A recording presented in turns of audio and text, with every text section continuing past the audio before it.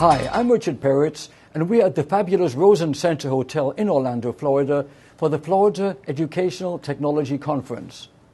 More than ever before, education represents the very best hope for a brighter future, and innovation in instructional technologies is an essential component in this endeavor. Our guest today is Wendy LaDuke, president of 1105 Media Educational Technology Group, who will share her views on these subjects following these messages.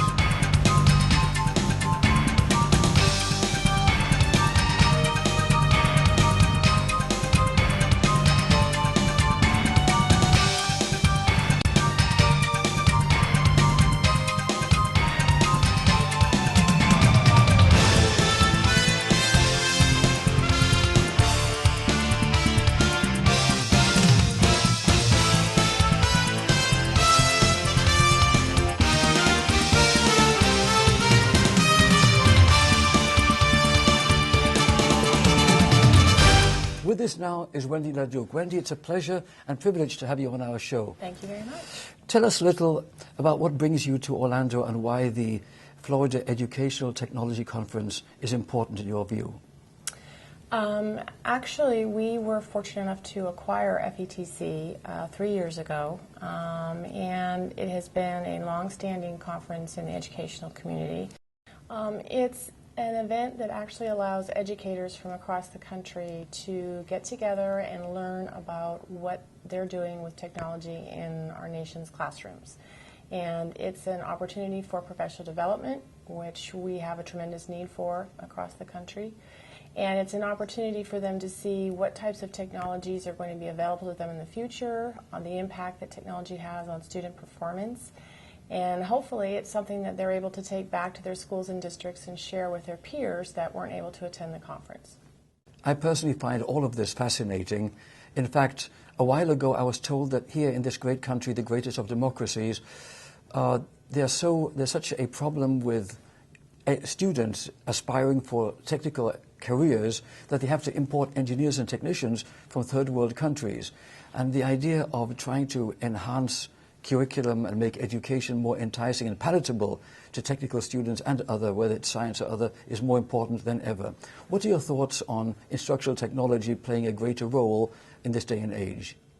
Instructional technology is basically a tool that allows students to play on a level field. I have 4 children myself that are in public school, and I've noticed a difference in each one of my children through the years, and their aptitude for technology and the way that they like to receive and process information. I think that instructional technology is so much a part of what our education system needs to be going forward. All of the jobs that we all basically work in today involve some component of technology. I think that it allows us to focus our instruction on important things such as 21st century skills, which again is something that our students, our children, our country's future are dependent upon in terms of their ability to work collaboratively in their future careers, whatever they might be. Wendy, what influence is technology having on education in general? Is it motivating people in different ways today? We're finding that a lot of curriculum areas which historically have been problematic in terms of generating student interest, such as math and science, when that curriculum is presented with the use of technology in an instructional environment, we find the students really rising to a new level of interest and participation. For example, there's a very interesting software company over in the exhibit hall called Tabula Digita, and they have an algebra simulation game, which when the students are able to play that game in the classroom, their performance on the standardized tests in the areas of math have increased dramatically. For the first time, to my knowledge, a traditional textbook publisher has actually partnered with this particular software company to incorporate the simulation game into their textbook materials. So I think looking into the future, when you look at technology as a tool, and not technology for the sake of technology, but as a tool for basically disseminating information and engaging students in their own education, so they're not just passive in the classroom, but active participants in their own learning. I think that we have the ability to generate even more talent and our country's future in terms of jobs and contributions in the areas of math and science will be greatly enhanced. A provocative question I'd like to ask you is instructional technology basically making the regular textbook obsolete? At the risk of answering this question in a non-politically favorable way, I think the technology has shown that the way that we are delivering content in our classrooms in terms of traditional textbooks is no longer effective with our current generations of students. The teachers that we've spoken with, the students that we've spoken with, have all told us that they want their content to basically be delivered in a digital format. They want the flexibility of taking chapters that are of particular interest from one book versus another book instead of having one whole text. They want to be able to mix and match materials. And we've actually started doing a Content on Congress this past year where we're working with textbook publishers, software companies, educators to basically investigate what the future of content is going to look like in our classrooms, what the wishes, the dreams, the aspirations of education are in terms of how they deliver content to their students, and what the barriers are to those dreams. And most of the discussions that we've had in hearings and through meetings have all revolved around the fact that we are so steeped in tradition in the way that we use instructional materials and the funding for those instructional materials. But education is rising and basically telling the publishers in the community, we no longer want to receive our curriculum in this type of format. We want digital materials for our students. Our students want digital materials. And there's actually a movement to reauthorize funding to allow digital content to be included in instructional material budgets. Wendy, this is most interesting, and I'd like us to continue, but we have to pause for these commercial messages. We'll be right back. We're back with Wendy LaDuke, President of 1105 Media Group.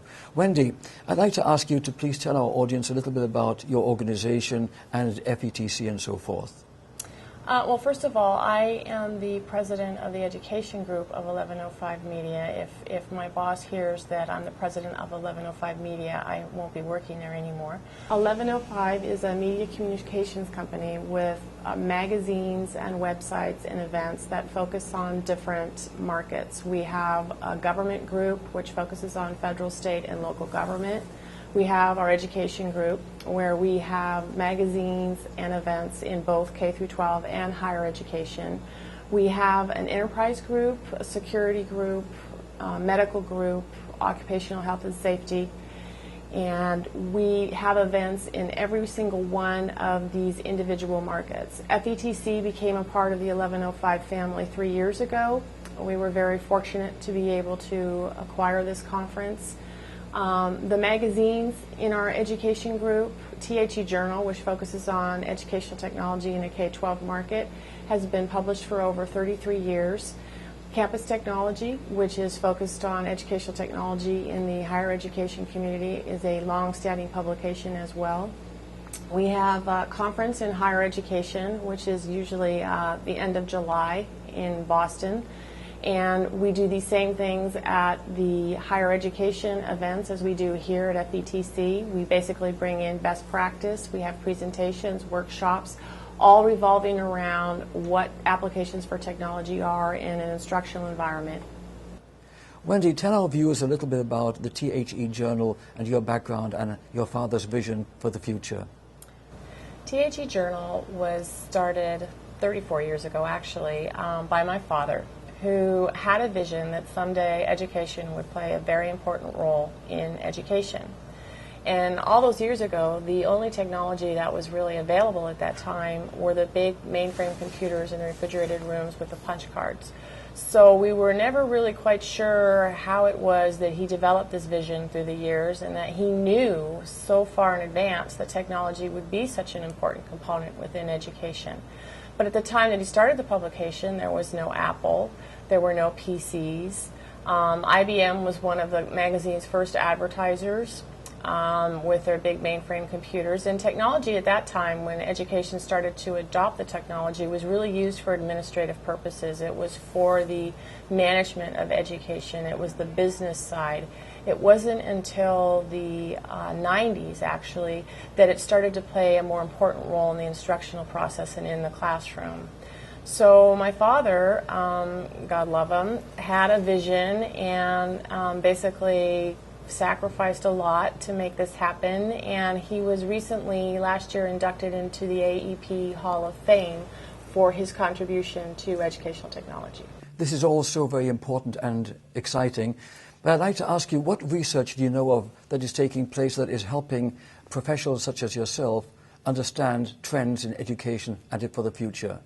We are currently working with an organization by the name of Project Tomorrow, and they are the authors of a nationwide survey called Speak Up, where they actually poll students, teachers, administrators, and parents for the first time this year about their attitudes regarding technology and its role in the classroom.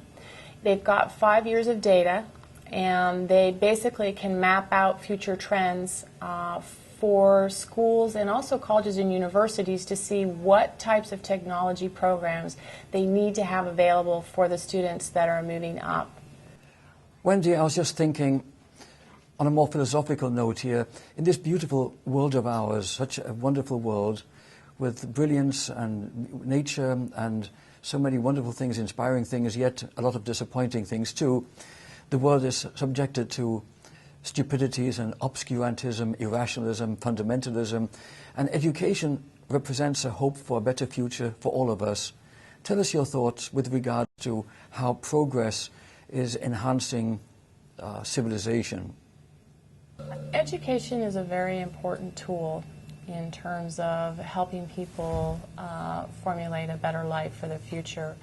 And one of the things that excites me so much about technology is that it really enables us to break down the walls that separate what happens in the classrooms across the country and include more people in that process. If you look at the collaborative work that a high school in Placentia, California is doing with a classroom in Shanghai, China, for example, and you see those students working together on projects, helping each other, going through the learning process as a team, it gives me a lot of hope for the future in terms of some of the challenges we face in our international relationships with other countries, some of the strife, the prejudices, the preconceived notions that one culture is better than another culture.